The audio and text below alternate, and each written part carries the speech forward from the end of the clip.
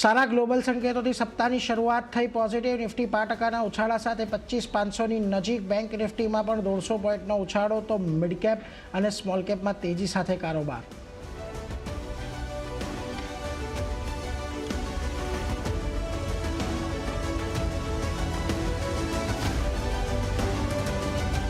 Defence સિવાય oil, gas અને pharma સ્ટોક્સની અંદર આવી તેજી. મેટલ ઇન્ડેક્સમાં પણ સારું પ્રદર્શન, ત્રણેયમાં લગભગ 1%નો ઉછાળો. સેલ, હિન્દુસ્તાન ઝિંક અને એનએમડીસીમાં 1 થી 2%નો વધારો, જ્યારે કેપિટલ ગુડ્સ અને આઈટી રિયલ્ટી શેર્સમાં પણ તેજી. અનુમાન મુજબ રહ્યા બજાજ ઓટોના પરિણામ. નફામાં 24%, તો આવકમાં 14%નો ગ્રોથ, 20.4%. માર્જિનનો આંકડો ફ્લેટ. ટ્રેન્ડનો નફો 11%, તો આવક 16% વધ્યું. એબિટામાં 26%નો ઉછાળો. કંપનીના માર્જિન સુધર્યા. પરિણામ બાદ ટ્રેન્ડમાં 6%ના ઘટાડા સાથે કારોબાર.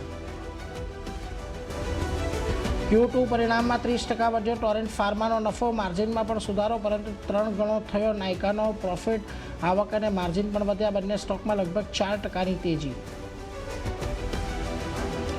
અને આજે આવશે નિફ્ટીમાં ઓએનજીસી, બજાજ ફાઇનાન્સના પરિણામ. બજાજ ફાઇનાન્સની વ્યાજથી આવક 22%થી વધવાનો અનુમાન. વાયદામાં વોડાફોન, આઈડિયા સહિત 3 કંપનીઓના પરિણામ પર રહેશે નજર.